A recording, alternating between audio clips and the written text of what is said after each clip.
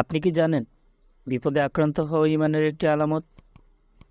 হযরত আবু হুরায়রা রাদিয়াল্লাহু তাআলা আনহু বলেন, রাসূল সাল্লাল্লাহু আলাইহি ওয়াসাল্লাম বলেছেন, মুমিনের উদাহরণ তৃণের মতো। বাতাস তাকে সর্বদা এদিক ওদিক দুলায় এবং তার উপর সর্বদা মুসিবত পৌঁছে। আর মুনাফিকের উদাহরণ হচ্ছে পিলু গাছের ন্যায়, যা দোলায় না যে পর্যন্ত না তাকে কেটে ফেলা হয়।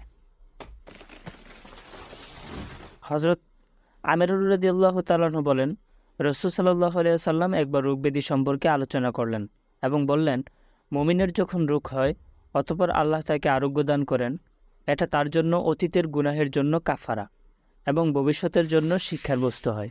কিন্তু মুনাফিক যখন রোগাক্রান্ত হয় অতঃপর তাকে আরোগ্য দান করা হয়, সে সেই উটের ন্যায় যাকে তার মালিক বেঁধে রেখেছিল অতঃপর ছেড়ে দিল। সে বুঝল না যে তাকে কেন বেঁধেছিল এবং কেন তাকে ছেড়ে দিল। তখন এক ব্যক্তি বলে উঠল, ইয়া রাসূলুল্লাহ, রোগ আবার কি? আল্লাহর কসম, আমি তো কখনও রোগাক্রান্ত হইনি। রাসূল সাল্লাল্লাহু আলাইহি সাল্লাম বললেন, আমাদের নিকট থেকে উঠে যাও, কেননা তুমি আমাদের অন্তর্ভুক্ত নও। কিয়ামতের দিন হাশরের ময়দানে বিপদগ্রস্তদের সব দেখে পৃথিবীতে সুখ শান্তিভোগীরা নিজেদের জন্য আক্ষেপ করবে। হযরত জাবের রাদিয়াল্লাহু তাআলা আনহু বর্ণনা করেন, রাসূল সাল্লাল্লাহু আলাইহি সাল্লাম বলেছেন, সুখ শান্তিভোগীরা কিয়ামতের দিন যখন দেখবে বিপদগ্রস্ত ব্যক্তিদের প্রচুর সওয়াব দেওয়া হচ্ছে, তখন আক্ষেপ করবে, আহা, যদি তাদের চামড়া দুনিয়াতে কাঁচি দিয়ে কাটা হতো।